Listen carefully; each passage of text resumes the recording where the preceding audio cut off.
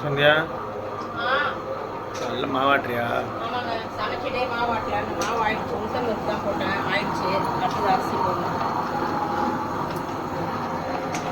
அரிசி கழுவிட்டு போட வேண்டியது. சந்தியா சமையல் ஆயிடுச்சா?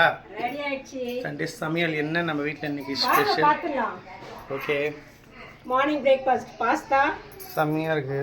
இது வந்து பார்த்தீங்கன்னா எறா குழம்பு தாங்க. எறா மட்டும் இல்லைங்க, உருளைக்கிழங்கு முருங்கைக்காலாம் போட்டு நம்ம எறா குழம்பு எறா குழம்பு இதுமாரி வச்சு பாருங்க, ரொம்பவே சூப்பராக இருக்கும். செம்மையாக இருக்குல்ல பார்க்கவே?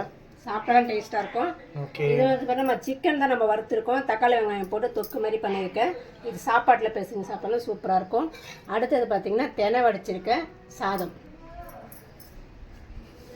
இன்னைக்கு நம்ம வீட்டில் சண்டே ஸ்பெஷல் இதுதான். வாங்க எல்லாருமே சேர்ந்து சாப்பிடலாம். கூடவே இந்த சேனலை சப்ஸ்கிரைப் பண்ணிக்கோங்க. மறக்காம பெல் கணக்கு பண்ணிக்கோங்க.